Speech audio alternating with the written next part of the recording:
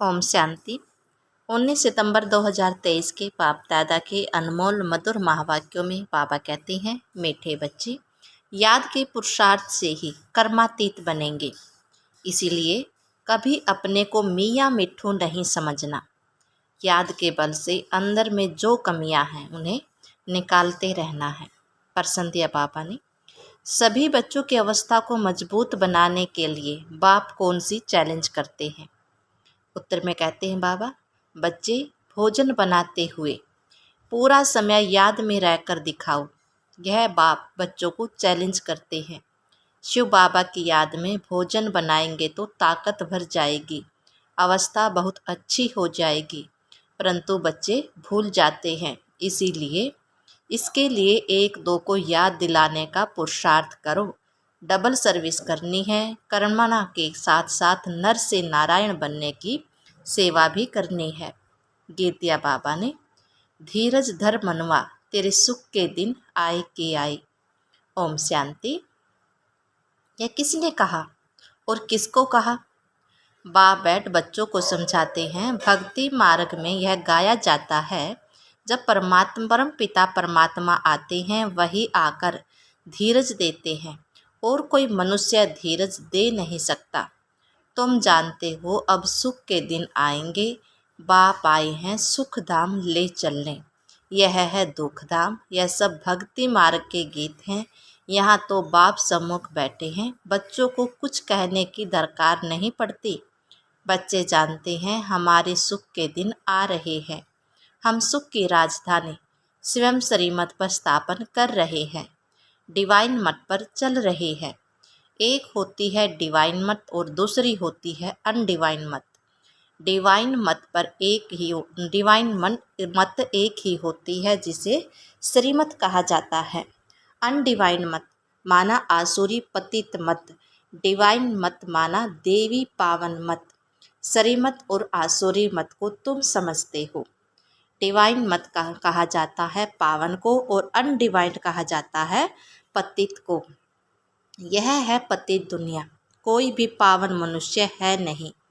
पावन मत देने वाला एक ही पतित पावन बाप है, उनको सब याद करते हैं। पावन सृष्टि सतयुग और पतित सृष्टि है कलयुग। यहाँ सब ही अनडिवाइंड है। डिवाइन फादर एक होता है, पतित दुनिया में कोई डिवाइन फादर होता नहीं। यह संगम का युग है। यह युग तुम्हारे लिए है, दुनिया के लिए नहीं है। दुनिया तो समझती है संगम युग आने में बहुत वर्ष पड़े हैं। बाप आते ही हैं पतित कलयुग को पावन सतयुग बनाने। ऐसे तो वे कुमार और कुमारियाँ भी डिवाइन पावन हैं, परंतु फिर पतित जरूर बनना है। विकार से जन्म लेते हैं, इसीलिए इस विकारी दुनिया में कोई डिवाइन नहीं होते हैं। डिवाइन निर्विकारी को कहा जाता है। निर्विकारी होते हैं निर्विकारी दुनिया में। वह है ही वाइसलेस संपूर्ण निर्विकारी दुनिया। जबकि संपूर्ण निर्विकारी दुनिया है तो संपूर्ण विकारी दुनिया भी होगी। यह है संपूर्ण अनडिवाइंड दुनिया। संपूर्ण डिवाइन दुनिया सतयुग को कहा जाता है। अब तुम बच्चों को डिवाइन फादर ने धैर्यवत बनाया है। डिवाइन जीवन आत्मा कहा जाता है। सिर्फ आत्मा को डिवाइन कह सकते हैं। आत्माएं तो निराकारी दुनिया में रहती है, डिवाइन मनुष्य होते हैं पवित्र दुनिया में। यह है ही अपवित्र दुनिया। अपवित्र दुनिया को पवित्र दुनिया बनाना है। यह निराकारी डिवाइन फादर का ही काम है। तुम बच्चों को धीरज मिलता है। बच्चे अब सतयुग आ रहा है। सुख धाम स्थापन करने में समय तो लगता है। फट से दुख धाम विनाश हो, सुख धाम स्थापन नहीं हो जाएगा। तुमको भी देखो कितना टाइम लगा है। पतित सृष्टि कितनी बड़ी है। तुम भी जब लायक बनो ना, तुम खुद ही कहेंगे अभी स्वर्ग में जाने के लिए पूरे लायक नहीं बने हैं। पूरे लायक बन जाए फिर तो कर्मातीत अवस्था हो जाए, परंतु देह अभिमान बहुतों में होने के कारण समझते हैं हम तो संपूर्ण बन गए हैं, हमको श्रीमत की दरकार ही नहीं, इसलिए याद नहीं करते हैं। बाप की याद से ही तो श्रेष्ठ बनेंगे। कोई कह न सके कि हम निरंतर बाप को याद करते हैं। अंदर में कोई यह न समझे कि हम तो निरंतर याद में रहते हैं। याद में रहते तो बाकी क्या चाहिए। सारा दिन भी कोई याद में रहे तो कर्मातीत अवस्था हो जाए। बड़ा मुश्किल है बाबा की याद में रहना। तुम पुरुषार्थ कर रहे हो सुख धाम में राज्य भाग्य लेने के लिए। अपने को देखना है। अगर हमारे में बहुत विकार है, कमियां हैं, तो हम इतना ऊंच पद पा नहीं सकेंगे। निरंतर याद की दौड़ी लगा नहीं सकेंगे। अपने को मैया मिट्ठू नहीं समझना है कि मैं तो संपूर्ण हूँ। संपूर्ण होते ही शिवालय सतयुग में सारा भारत शिवालय बन जाता है। लक्ष्मी नारायण का राज्य चलता है। मंदिर में राज्य तो नहीं करते ना। शिवालय सतयुग में सब देवी देवताएं राज्य करते हैं। फिर पूजा के लिए मुख्य श्री लक्ष्मी नारायण का चित्र बनाए उनका मंदिर बनाते हैं। पहले नंबर वाले ही पूजा होती है। अभी उन्हों के जड़ मंदिर हैं। चैतन्य में जब राज्य करते हैं तो विश्व के मालिक हैं। भले हैं भारत में ही, परंतु है तो विश्व के मालिक ना। और कोई रजाई ही नहीं है। हम अभी फिर अपने डिवाइन राज्य स्थापन कर रहे हैं। पावन दुनिया में जाने के लिए पहले जरूर पावन बनना पड़े। मेहनत लगती है। जरा जहाँ तक जीना है याद में रहना है। और ज्ञान की वर्षा तो होती ही रहती है। भिन्न भिन्न प्रकार से समझाया जाता है। वास्तव में लक्ष्मी नारायण के सिवाय डिवाइन अर्थात पवित्र किसी को कह नहीं सकते। बाप सर्व स्थापन करते हैं फिर भी नरक ही बन जाता है। ड्रामा ही सुख दुख का बनाया हुआ है। शंकराचार्य आकर अपने धर्म की स्थापना करते हैं फिर भी डाल डालियाँ पुरानी तो होंगी ना। सन्यासियों की महिमा है। राम तीर्थ विवेकानंद आदि गाए जाते हैं क्योंकि शंकराचार्य के पिछाड़ी वाले हैं।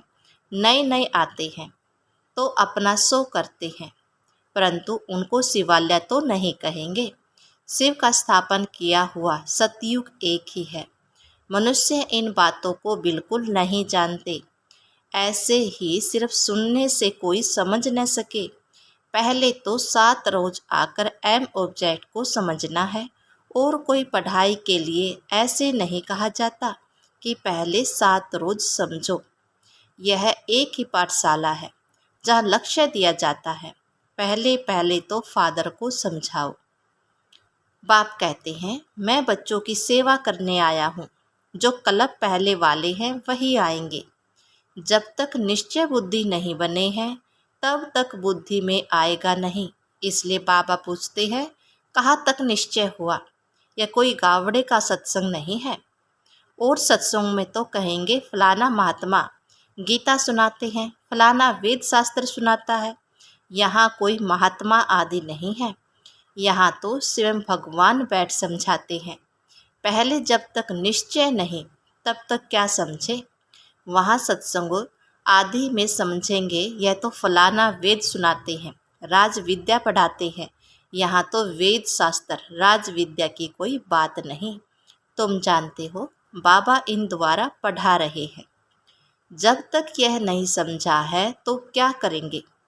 और ही वायुमंडल को खराब कर देंगे।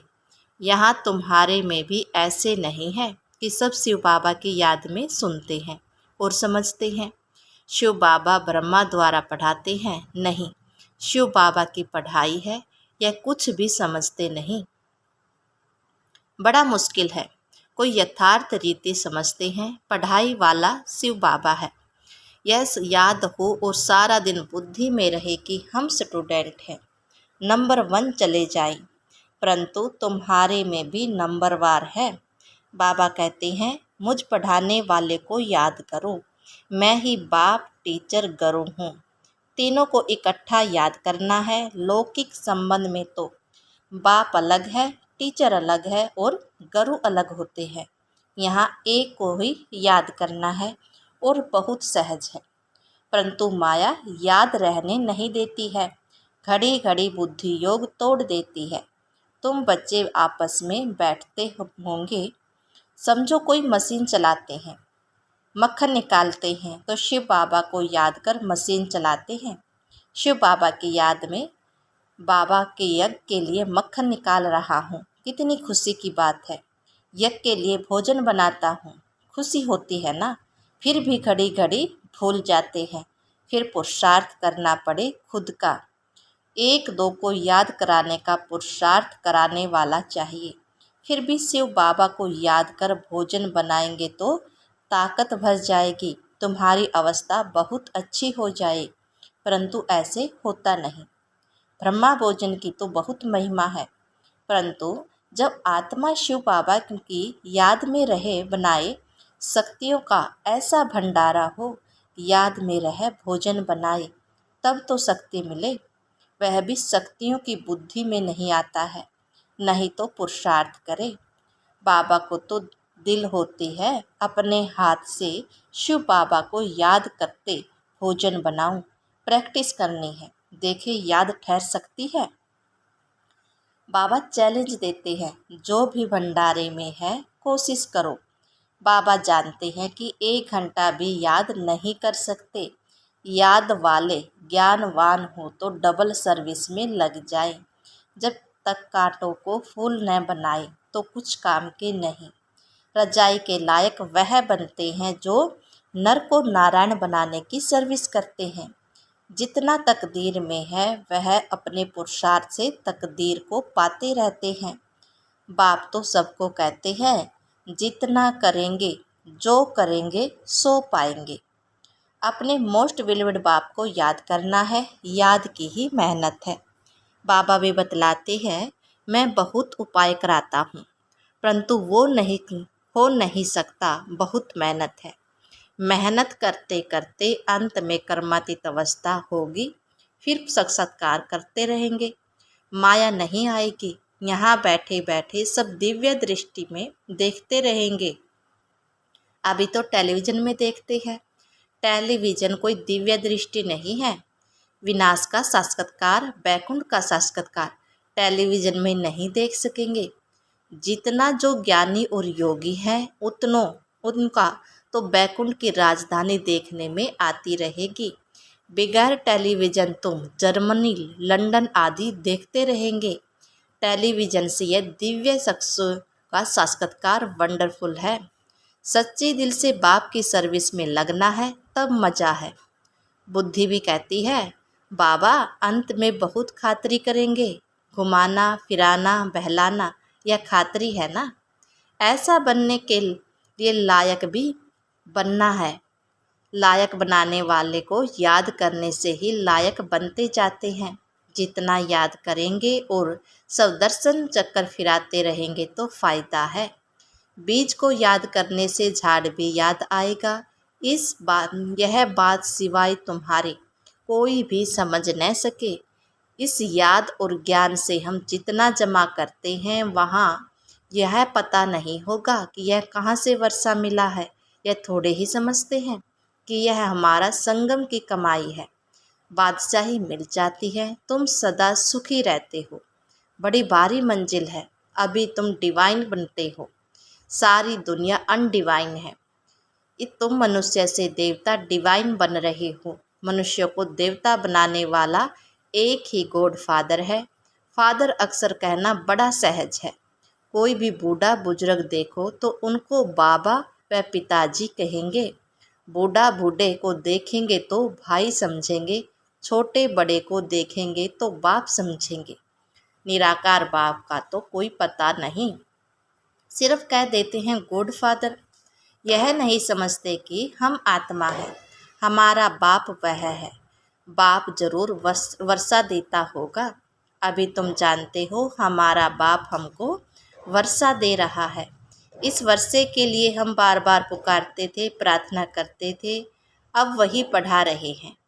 अभी हम प्रार्थना अथवा भक्ति करने से छूटे। बड़े मज़े की नॉलेज है। कहते हैं आप हमारे बेहद के बाप हो, फिर हमको छोड़ लौकिक बाप के पास बुद्धि क्यों जाती है। परंतु किसी की तकदीर में नहीं तो बुद्धि में बैठता नहीं। खुद ही कहते हैं हमारी तकदीर में राजियों की बादशाही नहीं, तो बाबा क्या करे, क्यों नहीं तकदीर बनाते। तकदीर बनाने में तो कोई को मना नहीं है, तकदीर में नहीं है तो बाबा को छोड़ देते हैं, फिर माया बिल्ली बुद्धि में घोटाला डाल देती है। बाप भी क्या करे, माया बिल्ली पर जीत पानी है। काम काज करते शिव बाबा की याद में रहो तो बहुत फायदा हो जाए। 1 मिनट भी याद करने से बड़ा फायदा हो जाता है। 1-2 को सावधान करो, फिर कोई माने या ना माने। बाबा युक्तियाँ बहुत बताते हैं। अच्छा, मीठे मीठे सिकलते बच्चों प्रति माता पिता बाप दादा का याद प्यार और गुड मॉर्निंग। रूहानी बाप की रूहानी बच्चों को नमस्ते। हम रूहानी बच्चों को रूहानी बाप दादा को दिल व जान से सिख व प्रेम से श्रद्धा भरी नमस्ते नमस्ते नमस्ते जी। धारणा के लिए मुख्य सार में बाबा कहते हैं 1-2 को बाप के याद दिलाने का पुरुषार्थ करना है। बाप टीचर सतगुरु तीनों को साथ साथ याद करना है। भोजन बनाते व खाते समय याद में जरूर रहना है। नंबर 2, सच्चे दिल से बाप की सर्विस में लगना है। कांटों को फूल, मनुष्य को देवता बनाने की सेवा करनी है। वरदान दिया बाबा ने, व्यक्त भाव से ऊपर रह फरिश्ता बन, उड़ने वाले सर्व बंधनों से मुक्त भव। देह की धरनी व्यक्त भाव है, जब फरिश्ते बन गए फिर देह की धरनी में कैसे आ सकते हैं। फरिश्ते धरती पर पाँव नहीं रखते। फरिश्ते अर्थात उड़ने वाले, उन्हें नीचे की आकर्षण खींच नहीं सकती। नीचे रहेंगे तो शिकारी शिकार कर देंगे, ऊपर उड़ते रहेंगे तो कोई कुछ नहीं कर सकता। इसलिए कितना भी कोई सुंदर सोने का पिंजड़ा हो, उसमें भी फंसना नहीं है। सदा स्वतंत्र बंधन मुक्त ही उड़ती कला में जा सकता है। स्लोगन दिया पापा ने, असंभव को संभव कर सफलता की अनुभूति करने वाले ही सफलता के सितारे हैं। ओम शांति।